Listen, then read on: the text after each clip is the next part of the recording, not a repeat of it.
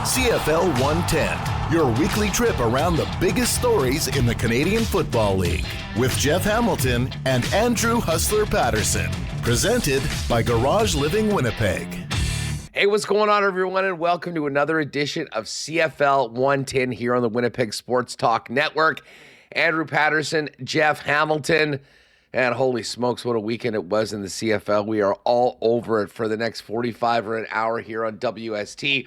Just before we get going, a huge thanks to our presenting sponsor, Garage Living Winnipeg. And as the fall is here, folks, the push is on. If you want to have a clean, organized garage before the snow flies, give Garage Living Winnipeg a call at 999-1234. Our pal Pat's been getting lots of calls. As soon as back to school hit, people are suddenly seeing all the kids' bikes, hockey and football equipment, you name it, strewn all over the garage. Garage Living has an innovative solution. It's called Slatwall. Dozens of hooks, baskets, and shelves that clip into it to get everything off your floor.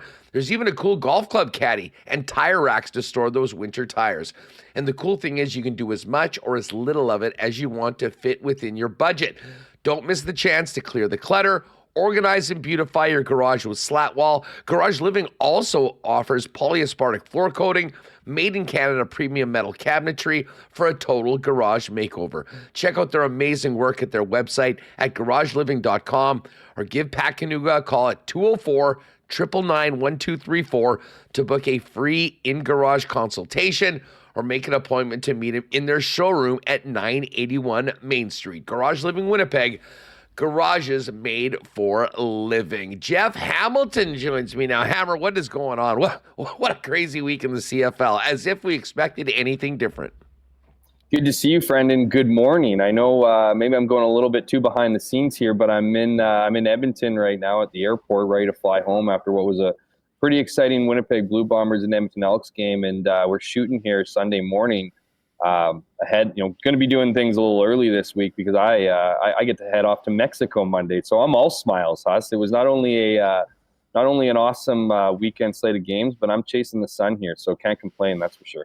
Well, I am actually. This is quite convenient as well. I'm on my way to Montreal for the President's Cup a little later on this week, which should be phenomenal.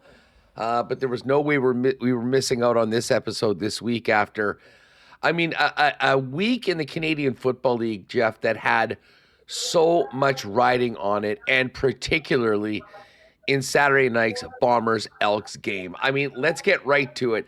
The stakes in the Bomber-Elks game were unlike any I can really remember in a long time. I mean, if the Elks had won that football game, you were looking at a scenario where the Bombers, Lions, Rough Riders, and Elks would have all been separated by one game.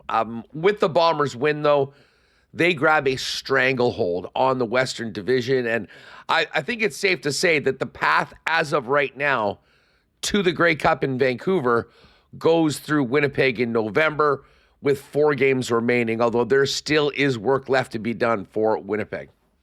Yeah, I mean, I think I said this on the show a couple of weeks now, Huss, but if you don't like the standings, just wait a week. So I think there is a couple takeaways here. I think we should acknowledge that the teams that were expected to win this weekend actually did. Winnipeg obviously being ahead of the Elks in the standings, and of course, Saskatchewan ahead of Calgary, and those results, panned out the way we thought they would. But a couple takeaways here. I mean, I think your point is accurate with Winnipeg as far as, the Grey Cup through the West appears to be through Winnipeg, but that can change drastically over the next month and a bit here. But I would say this. I'd say Winnipeg, I don't think it was, too much of a concern or a scare, whether, it be the team or the fan base, but I think you can, it isn't official yet, but Winnipeg ultimately punched their ticket to the playoffs with a victory yesterday. I mean, they're ahead of, they got a good cushion away from the 4th place Elks now with 4 games remaining. They're 3 games up on the Elks, so they're pretty comfortable. Again, lots can happen here. They could fall all the way down to 3rd place, but it looks like Winnipeg is securing, a playoff spot this year. Calgary, they're cooked, man. I mean, this was a game that both teams needed in that match, and of course, obviously the Rough Riders, a big victory, a big victory for their cause and their push to to make a playoff spot. And I think we should acknowledge here, congratulations to the Riders, because they finally got a victory post Labor Day weekend for the first time since the 2021 season. So, that's obviously good news. But when you look at these games, Huss, you look at the four, you look at that division, to your point, if you are Winnipeg, who should you be scared of? Well, I mean, I think you have to respect all of the teams. And listen, the Bombers are not in the business of blowing teams out. I mean, maybe a year or two ago, that was the scenario. Right now, I mean, to win these football games, they're needing to get contributions from every single area of their game. And to be honest, it's been less the offense and more the defense than special teams that have gotten it done. On Saturday night, though, in crunch time, in a tie game going into the fourth quarter, it was the offense and it was the running game. And Brady Oliveira, Jeff, you knew at some point it was gonna happen. It did twice. 20 getting into the end zone, not once but twice. And you could see the result. I think he'd been leaning and waiting on that chicken dance for 3 months this season before finally getting to get after it in the end zone. Yeah, I'm with, absolutely. And I think we'll talk more about that for sure when we start digging into the MOP race, because I think Brady Oliveira has entered that conversation. Perhaps he should have been there the whole time, but certainly getting into the end zone not once but twice. And the chicken dance, just for those curious about it, the story behind it was Lucky Whitehead has been, I guess he's the one that brought the chicken coop, but that is now the reference to the end zone. And he's been asking, or rather, not just Lucky Whitehead, but a couple different of his Bomber teammates have been kind of ribbing him over the last, couple weeks here, a few weeks in particular, wondering when he's going to get into the get into the chicken coop, right? So, certainly a big game for him. But as far as the West goes, I think the only real threat right now feels like the BC Lions. I mean, they didn't play well, obviously, last 2 weeks ago. They were on the bye, and there seems to be a bit of a brewing QB controversy there. But I just don't see anybody else as dangerous to Winnipeg at this point. I just, you can't look at the Riders and say that they're, suddenly going to take this win and rise up the standings. I still think that they got a lot of work to get done. I think the Winnipeg Blue Bombers made a bit of a statement against Edmonton yesterday, and I don't see the Elks, even though it is tough to beat a team twice in as many weeks, I don't see the Elks coming into Winnipeg and winning that game. This weekend. So, I'm not saying that the Bombers are some mighty dogs that they're going to be impossible to beat. They're going to have their hands full regardless of who they play. I just don't see a lot of scary teams in the West right now, whereas if you would ask that question 2 weeks ago, we would have had a different answer. Well, you know what? Listen, when I look at the rest of the West, we'll get to the demise of the Calgary Stampeders in a minute. I mean, the Bombers handled BC in those two games.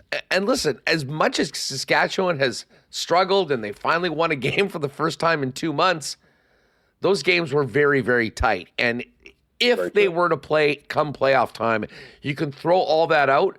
These teams are still relatively evenly matched, and I think it would be a heck of a matchup. But to me, I think BC is the threat. And BC's a different team playing in the Dome than outside in the middle of November in Winnipeg at Princess Auto Stadium. And that's a big reason why that win yesterday was so massive for Winnipeg, having the tiebreaker and now, for all intents and purposes, having a 2-game lead right now with 4 games remaining in the season. Listen, there was some great action and huge high leverage games on the weekend, and some very questionable, or shall we say interesting, coaching calls. What do you think was worse, Ryan Dinwiddie's clock management at the end of the game, or Dave Dickinson's play calling, particularly on 3rd and 1 with their season on the line, leaving Tommy Stevens, who had been automatic in a Strevler-type role, on the bench as Jake Mayer threw a pick that, for all intents and purposes, was the final nail in the Stamps coffin? I'm going to, I have an answer, I feel, but I feel like I should mention honorable mention too, was Bobby Dyson, and pretty much lying down to the Alouettes at the end of that game. Like, he didn't even try, down just 12 points in the CFL, didn't even try to come back, and ultimately punted with 40-something seconds left or whatever it was. So that's an honorable mention. But in this case, you have to look at you have to look at the, Dave Dickinson, and I mean, we'll get into that.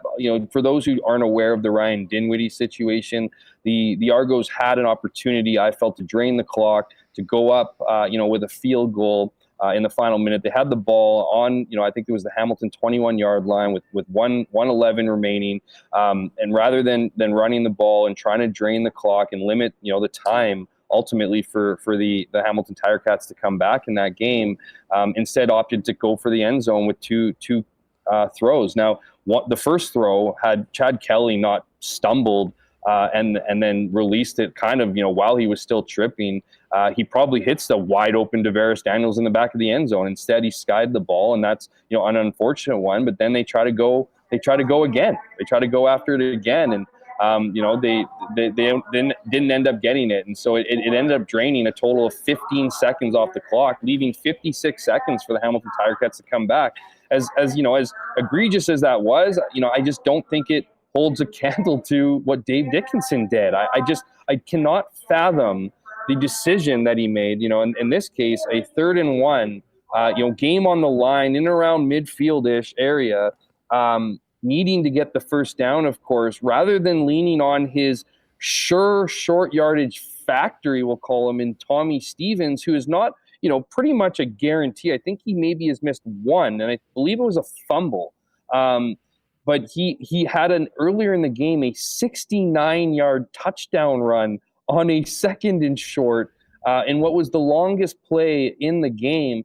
And Dave Dickinson decides to go with Jake Mayer in the shotgun to get that 1 yard. And of course, Jake Mayer tries to I don't even get the play call. Try to go over the line of scrimmage, not too far. Typical, pretty much the theme of what he'd been doing all game. Just these weak, tiny passes, this dinking doinking or whatever. Tries to go over the middle. The ball appears to get touched, and Jameer Thurman ices the game with an interception. And it just seems so unnecessary, and it didn't surprise me at all to hear afterwards that there was that players needed to be separated in the locker room afterwards. There was an issue between, I believe, Trey Roberson and one of the rookies on the team, and that to me is just boiling over frustration. And when there's enough to be upset with in Calgary, but to have your head coach, have Dave Dickinson, who's been a staple in this league for some time, pretty well, cost them the game at the end of it. There's no doubt about it. I mean, I don't even think it's one of those things where it's like, if you get it, you look like a winner, and if you don't, you look like a loser. In this case, even if he did get it, I still think a lot of people would be like, that was a gutsy call, especially when you have a guy like Tommy Stevens at the ready. I can't fathom that. I hate when I see, offenses go in the shotgun when they need 1 yard. It's already a yard off the ball. If you can't get a yard with your short yardage guy, you don't deserve to win the game. And I just felt like that one was unforgivable. Well, it's funny you bring up needing 1 yard short yardage. Hamilton won despite the circus that was 5 shots from the one, including 2 handoffs in shotgun after they got the benefit of an extra first down. In the big Hamilton and Toronto game. How do you feel like that on that, Huss, though? How do you feel as a team to go 5 times and then to get it reset downs on the 1 yard line, and then to go your 5th attempt gets stuffed, and to have to see your kicker come out? Now I believe at the end of it there, they weren't on the 1. I think they got stuffed, so I think they were more like on the 3 or 4 yard line there. Oh, they went in reverse. At the same time, they it's just ridiculous. I can't believe it. Well, all in all, that was a big part of the game that, helped the Argos hang around. It ended up being an incredible night from Mark Leggio that ended up being the difference. It's kind of funny. Vintage Mark Leggio. Well, listen, if Leggio had been doing that against the Bombers, we might be calling it a revenge game. There were 2 big revenge games in the CFL, though. Tony Jones of the Bombers going up against the team that told him he was going to start and then cut him loose. And of course, Reichwell Armstead with the biggest game on the ground of any running back all season long for the Saskatchewan Roughriders. And man, did they need it. Sometimes a little extra motivation goes a long way, Jeff. Well, yeah, absolutely. And you know what? Both were impressive in their own right. Obviously, if you look at Tony Jones is a guy who was promised a lot of things in the offseason and then into training camp this year with the Edmonton Elks. I mean, he said earlier this year he had conversations with Chris Jones. He felt like he was not just very much in the mix, Huss, but like was ultimately guaranteed a starting spot and that he was going to be a big, have a significant role on the defense. And then to be cut out of training camp, left him without a football home and at a time where it's tough to kind of join teams. And, Winnipeg, credit to them, saw a guy who they felt could, move around and certainly was hard on, was a quick runner to the ball and a good tackler and a good high football IQ and brought him in. And here he is shining in relief of Adam Bighill. Earlier this week, for weeks since Adam Bighill has been ruled out of the season with a knee issue, with a knee injury. He had surgery this past week. Mike O'Shea and others have been saying it's impossible to replace Adam Bighill. Well, Tony Jones is making a pretty good case for himself in an effort that included not only forcing the fumble but recovering it, adding a key interception, and also registering a sack on a drive, Huss. That would have been the most impressive drive, I think, for Edmonton in that first half. And it looked like that, one of those that felt like it might be destined to the to be a touchdown. It was limited to 3 points. So what a stellar performance from him after the game. And this is a guy who also also played in relief of Bighill last, after the Banjo Bowl, and also made big plays in that game. So certainly, something you need out of your team. This is going to be the difference, Huss, down the stretch here when whether it's jockeying for spot in the standings or fighting for a chance to play in the Grey Cup. You're going to need guys to step up. You're going to need your depth players to make big plays here, and that's certainly what Tony Jones has done. Moving over to Rykel Armstead, while I'm super interested in what he's going to be doing to his former team in Ottawa, when he plays Ottawa this week, who released him because of his bad attitude and whatnot in a couple different instances on the sideline. He definitely took that out and then some on the Calgary Stampeders in what was his first game, playing for his new team in the Saskatchewan Roughriders. And, the revenge in this case, obviously, is the fact that he was just released, right? I mean, it's a lot of times, man, how many times do you hear an American running back get released, whether it's for performance or even particularly when it comes to issues? And other clubs, you're just like, yeah, we're good. Kind of running backs are a bit of a dime a dozen, particularly American running backs. So you don't really want to bring in a guy to have any issues. We've heard that Corey Mace, Corey Mace had mentioned he had conversations with him, wanted to make his own assessment. At this point in time, man, who cares if he has outbursts? If you have AJ Ouellette on the sidelines, you need to get your running game going. He's doing that, and so so far so good. But as I mentioned, we'll see what he can do for his encore next week against his former team in the Ottawa Redblacks. Yeah, next Saturday it'll be Armstead going up against the Redblacks, and listen, he was simply phenomenal. And listen, you can give a lot of flowers to the running back.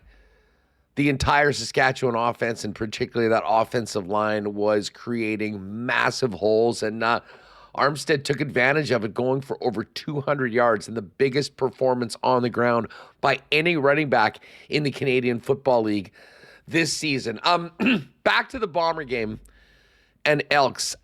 This was, listen, there was a hype train of Trey Ford. There has been all season long, despite McLeod Bethel-Thompson playing brilliantly in their last couple games. They went into the bye and said Trey Ford will be the starter against the Winnipeg Blue Bombers. And, knowing the way the Bombers have played all season long and what has sometimes been problematic for it, I have to admit, and I thought this last week, it almost played into the Bombers' hands with the way that they're able to spy the quarterback, limit the running game, and force Trey Ford to pass the ball.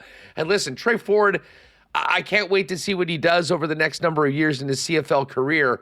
Right now, throwing the football, MBT, I think, is a much more dangerous passer. The total package was on display. It just didn't quite work. What did you make of the decision to start Trey Ford and his performance in a game that had so much hanging on it, especially for the home Elks? Look, I'm on the record for saying I loved it.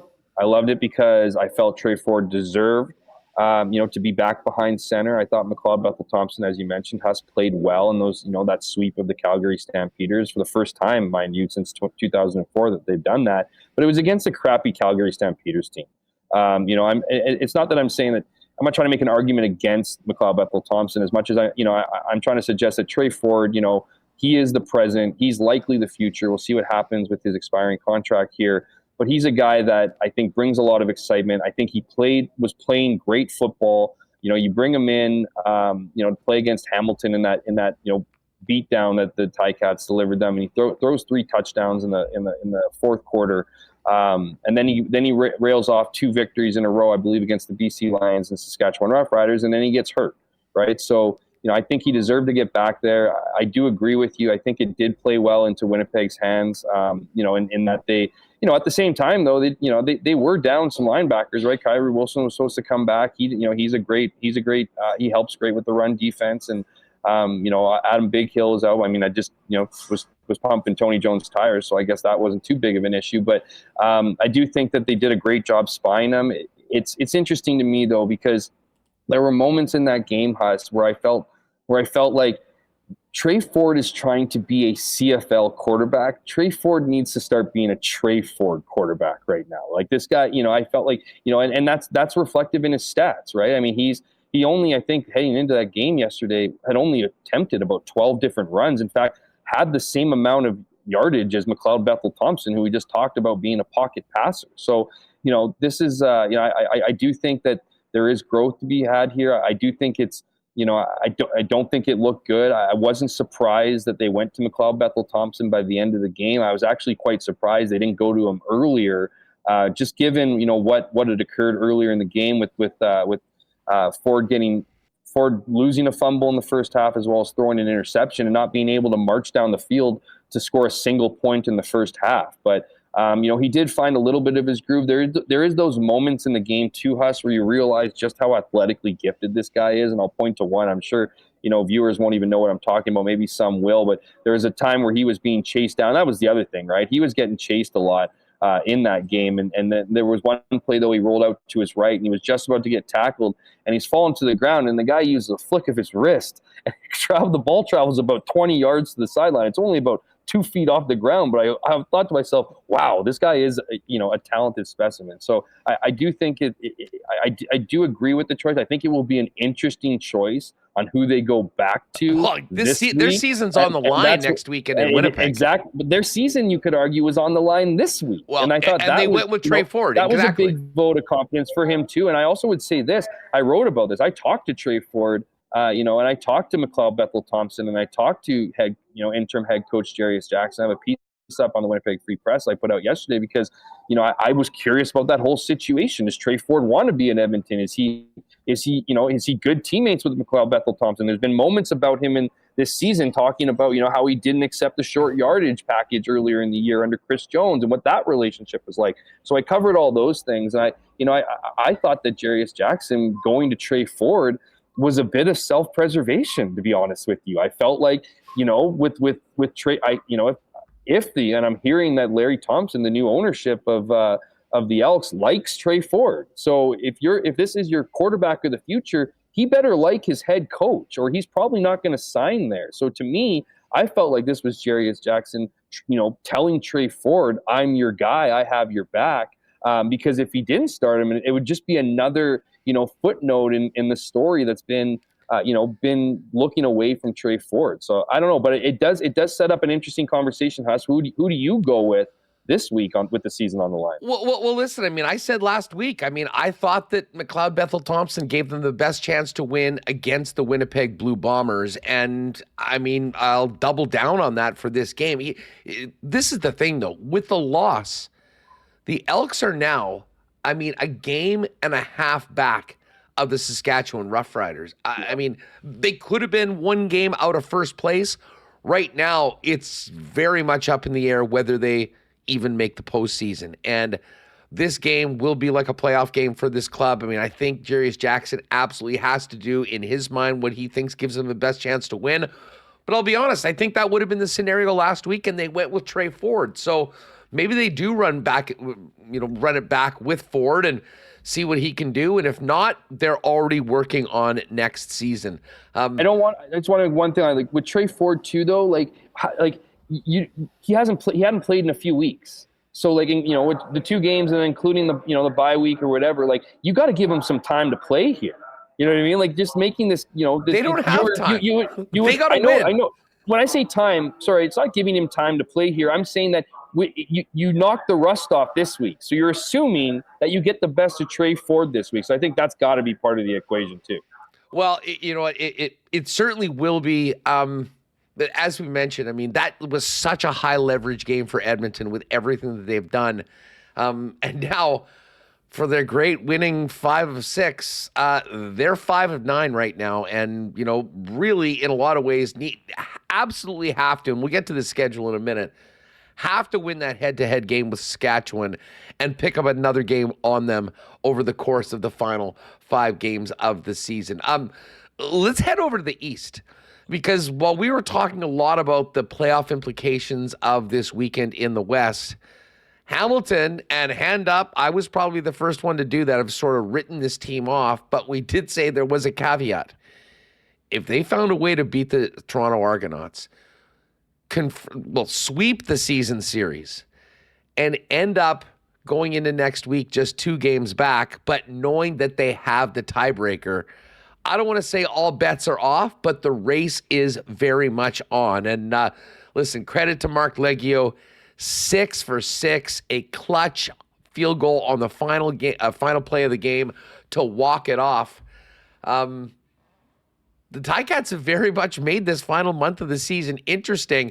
And I will say this, they have such great support there in the Hammer. A ton of Ticat fans were loving it when that field goal went through the uprights. And all of a sudden, there's not just drama in the West as far as what happens in the playoffs, but I'd say very much some drama with the upstart Ticats, led by Bo Levi Mitchell, who has been up at the top of many of the passing leaders over the course of the year, just not in wins. And now the wins are starting to come for the Tabbies.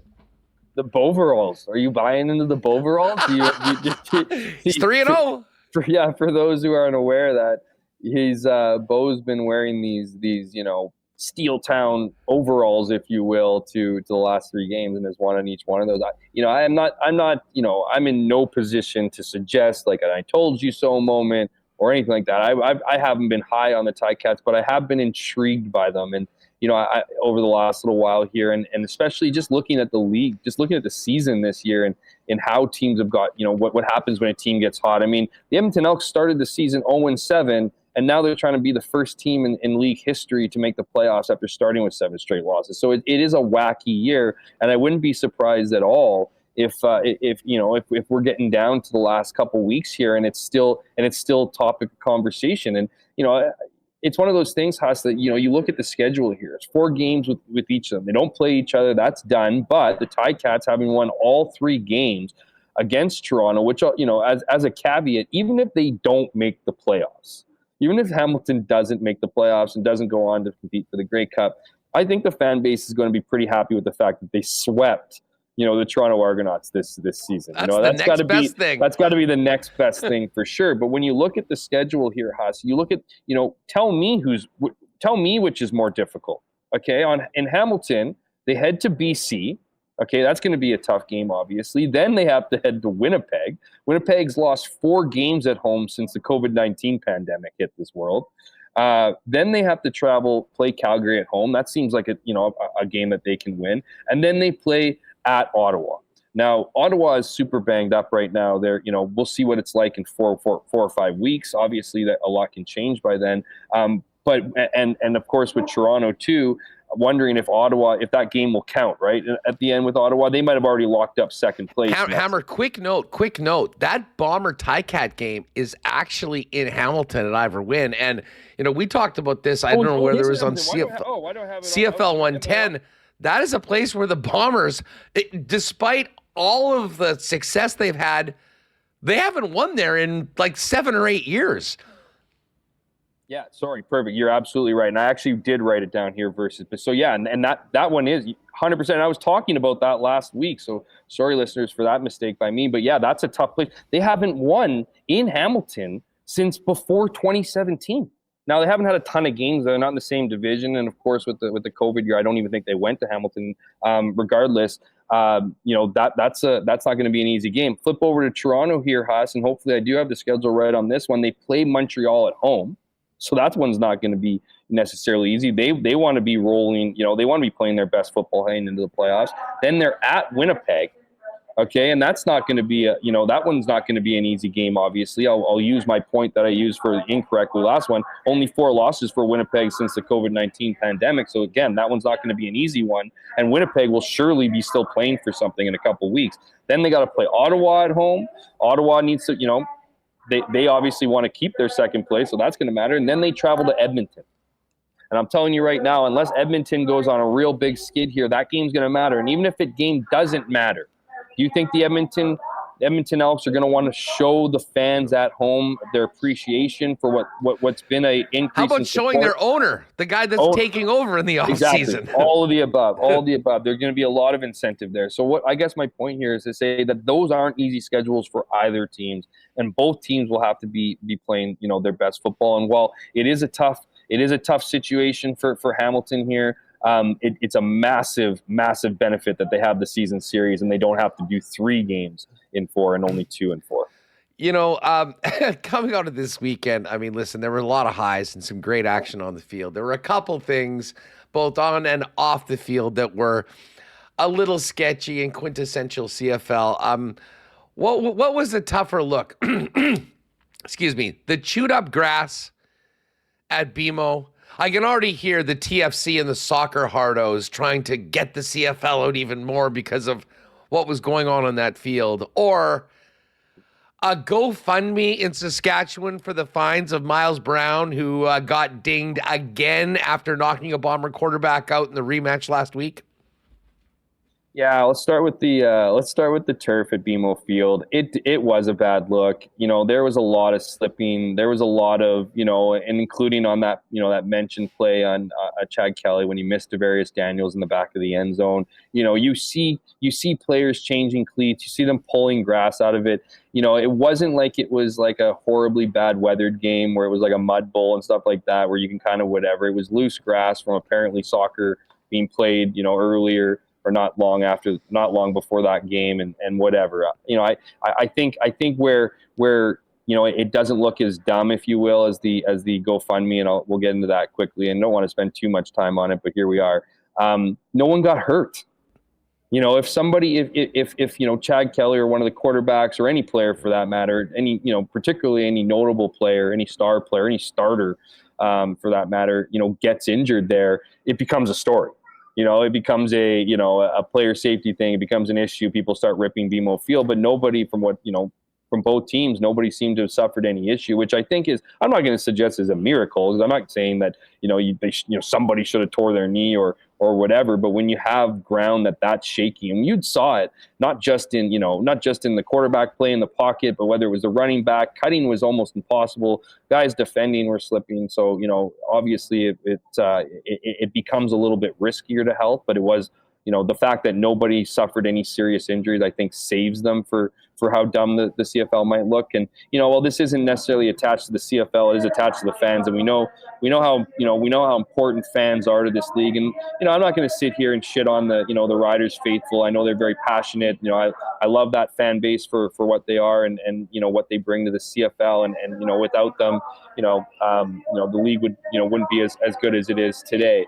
That being said, I mean, just given the economy, given where, money can be put, given where, people are dealing with, the fact that you're digging into your wallet and giving money to a guy who's injured 3 quarterbacks this season, I can't help but think there's better money to be served, but I also don't like telling people where they should put their money. So if that's what you feel like you want to, donate to and dedicate to, but it's just, some of it's just some of the attitudes behind it. I'm not going to mention any individuals behind it, but it just gives this greasy ass look for what it is. And I just think it's embarrassing to focus on what's great about this league and to have, kind of these kind of situations, arise. Just looks Listen, stupid. maybe it's on us for even giving this the oxygen to be totally talking about it. I don't think this is a big deal in Saskatchewan. I think it's a very, very small minority of Rider fans that are rallying behind Miles Brown on this after, what's happened that's a great point. in the last couple of games.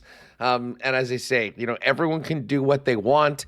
But I would suggest there are probably some more important causes for the Saskatchewan Roughriders moving forward than, another fine from the Canadian Football League for a sketchy hit that knocked out a quarterback in the Canadian Football League. But there is something about that. I need to get this off my chest, and it's just one thing. It's just I keep seeing it online. I keep seeing it, from Riders fans, and I'm not defending Adam Bighill. I'm not doing whatever. But if you're going to equate what Miles Brown has done compared to Adam Bighill when Shea Paterson released the ball and admitted it was a stupid play, like, figure it out, man. Figure it out. That's not a headshot. Is he driving him to the ground? Absolutely. If he injures him, is it a bigger issue? Yeah, absolutely. But that is a play that if it had been a Bombers quarterback or any other quarterback in this league, you would have the same opinion, because that was just such a ridiculous play in general, and both sides admitted it was the right play to do. Anyway, let's move on. Let's get back to Ottawa for a minute. And, we'll touch on MOP to finish the show next. But Drew Brown's had a great season so far. He's a guy that I know you had brought up that in this bizarre season where there's no clear-cut MOP candidate, that maybe Drew Brown with this turnaround of Ottawa would be one of those guys. And yet he's been yanked in the last two games. Jeremiah Masoli has looked good. And now headed to the playoffs, the Red Blacks have a little bit of a QB controversy of their own. What do you make of where Drew's at right now after a great start to the season, the resurgence of Masoli getting a chance to play, and big decisions in the next few weeks for Bobby Dice? Yeah, if I had to say anything was troubling or concerning with Drew Brown, obviously those performances aren't good enough. They need to be better. It's the fact that he's doing things that he's not known to do, and that's one, give away the ball. He's known to be, his ball security is essentially one of his, if not his number one asset as a quarterback, and the other one being his accuracy. And he just does not look accurate, and particularly this past game against Montreal, he just did not look accurate. He had time in the pocket. He had receivers in several instances that were open, and he either missed them or just wasn't finding guys. And so, I think that is concerning. I don't buy into the fact that there's a quarterback controversy in Ottawa. I don't think this, I don't see Bobby Dice as they get here in the final stretch of the season going to appoint Jeremiah Masoli their new starter. I feel like it's drama that isn't necessary. I'm not saying it isn't something that he couldn't do by the end of the season, but I certainly don't see that move right now. I think you do exactly what he's been doing this entire time. You roll with Drew Brown. He's your starting quarterback. As you mentioned, he's had a good, if not, really good season. He's had some great games as well, and has looked unbeatable, in some weeks. And so I think you definitely go back to Drew Brown, knowing that you have a veteran and a savvy player in Jeremiah Masoli who can come off the bench at any point in the game and give you a lift. If anything, I think that the leash might just get shorter. Jeremiah Masoli has proven that he can come in any circumstance and bring that spark. So rather than Drew, if Drew Brown doesn't have it, I think Bobby Dice has that card in his back pocket that he won't be. He was already confident in using. He has to be extra confident in using. So as much as I don't see a quarterback controversy here, Drew Brown is obviously the future in Ottawa. Jeremiah Masoli is not. That being said, I've always said this. I've been a big Jeremiah Masoli guy. I just his play is one thing. I just love his personality. He's so subdued. He's so laid back. He's just he's just that guy. And it'll be interesting to see what his future has in store here, right? You look at this you look at quarterbacks across the league, look at teams across the league. There's definitely a team that could use a guy like Jeremiah Masoli. There's a handful of markets out there that, you might not be handing them your number one job, but there might be a 1A, 1B situation out there, that he could be a part of. And, if he can, I hate to even say this, but resurrect his career, and have the ending that he deserves, that would be great. Well, the irony of it is that, with what's happened over the last couple of weeks, he sort of finds himself in a 1A, 1B, and that's no slight against Drew Brown, but, this is now a playoff team. This isn't a team that is just, trying to become relevant again in the East. They're there in all likelihood. I mean, things can still change in the final month of the season. There's a very good chance that they'll be hosting the East semi, and they got to figure out who gives them the best chance to win in the short term. I think Drew Brown certainly is the long guy. And I will just say this. I mean, you've covered this league for a long time. Few better characters and more popular individuals than Jeremiah Masoli, who's been through so much adversity over the last few years. I mean, it's just great to see him playing again. I mean, his start earlier and the comeback against Calgary, I think, was one of the feel-good moments of the entire season. And who knows, we might be seeing Jeremiah Masoli playing important minutes and potentially even in the playoffs for the Ottawa Redblacks as we get to the CFL postseason. Speaking of Brown, and this is the most interesting conversation I think we have each and every week. We're now in the short strokes of the regular season, and the MOP race is as bizarre as it has ever been. I mean, obviously with the win, Montreal is the team to beat right now in the Canadian Football League, certainly by record. And I think Cody Fajardo, despite missing a few weeks, certainly is a top candidate because of that. Did Brady Oliveira get into it? I mean, that whole business of not having a touchdown was sort of like this big asterisk, despite what he was doing for the Winnipeg Blue Bombers. The chicken dance happened twice. He's gotten into the end zone. Is he there? And Jeff, when you're talking to some of your colleagues around the league and you're putting together this list of candidates, who else is there? Who has a compelling argument to be in that mix with Fajardo, who honestly is there as much because of the record of his team than any stats or numbers that he's put up this season? Yeah, so as the president of the Football Reporters of Canada now for years now, I have the duty of putting together the voting list, getting ready for in each market and whatever. So I've started to think more and more about these awards. And glad you have to do that and not me. Yeah, you mentioned that I have to be a tiebreaker in some cases, so you just think about that. You look at Brady Oliveira, I think it made sense, maybe unfairly, but I still think it made sense that you couldn't give a most outstanding player to a guy who hadn't reached the end zone. So, talking about a guy who hadn't reached the end zone, even with the caveat of like, oh, for sure he's going to reach, he's going to get a touchdown here or there. It just kind of fell a bit flat. But, here he is. He rushes for 127 yards, I believe. It's Monster enough to game. put him over, I think 25 carries or whatever it was. Enough to put him over 1,000 yards for the third straight season. He moves past William Stanback into first place in the, as a leading rusher in the CFL. William Stanback, and rightfully so, after his last month or whatever, was getting a lot of talk in the conversation. Well, he only has 3 touchdowns. Now Brady Oliveira with a 2-touchdown game is only one behind him. I definitely think Brady Oliveira has entered the conversation. We'll see what he can do here in the last 4 games. But if he can continue to, break that plane, get into the end zone, and he's going to get more opportunities, Haas, there's no coincidence that this is the first game back without Chris Strevler, and who gets the the goal line duties here? It's Brady Oliveira, and he becomes the best option for short yardage at this point.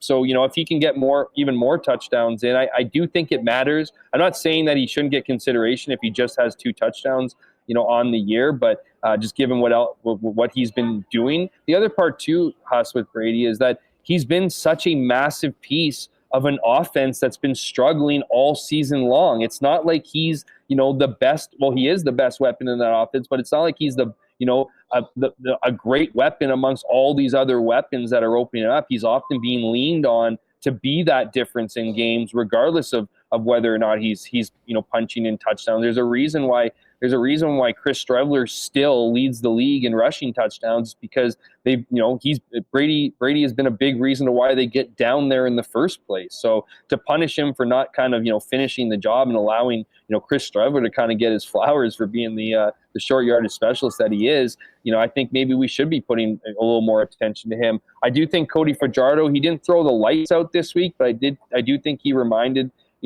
fans of his of his leadership and his ability to win games and to control games I thought that, I think he's right back in the conversation.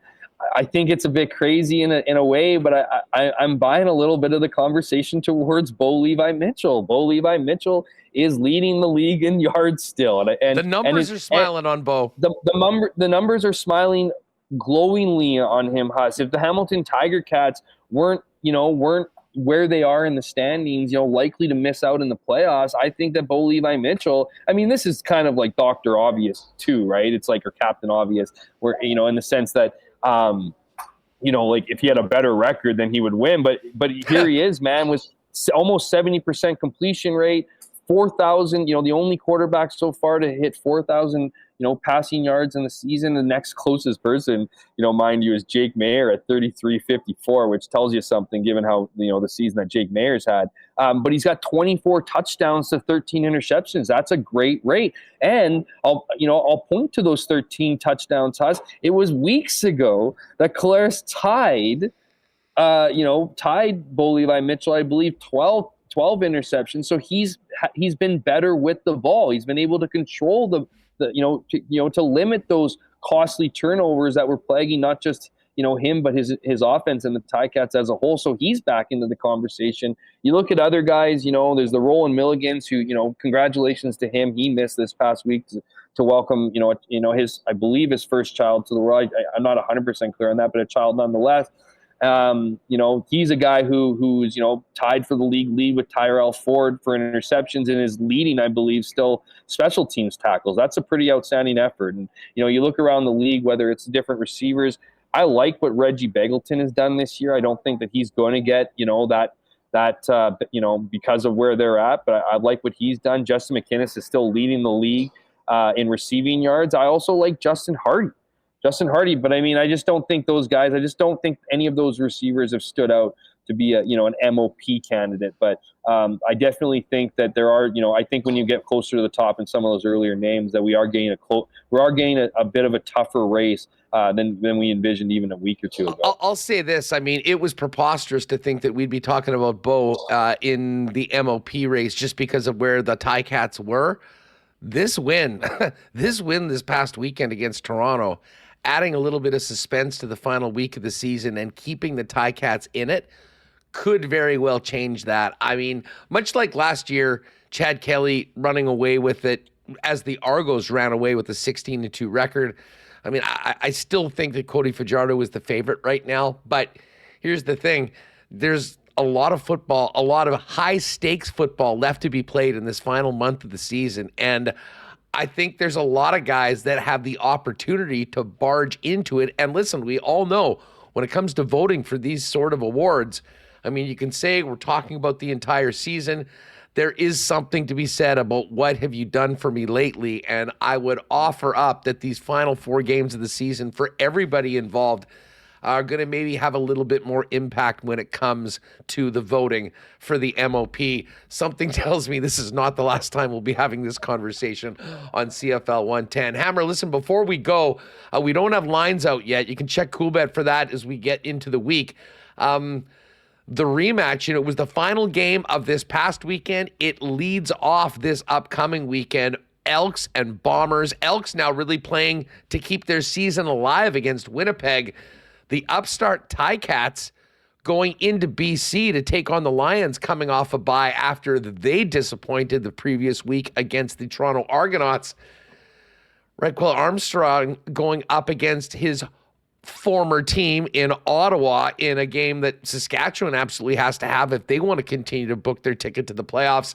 And then the battle of the top 2 teams in the East. We've given a lot of flowers to the schedule maker. It continues to come through. I can't remember a season that's had more amazing matchups, but there is so much happening in the league. Very little decided already, and this upcoming week should be another dandy in the Canadian Football League.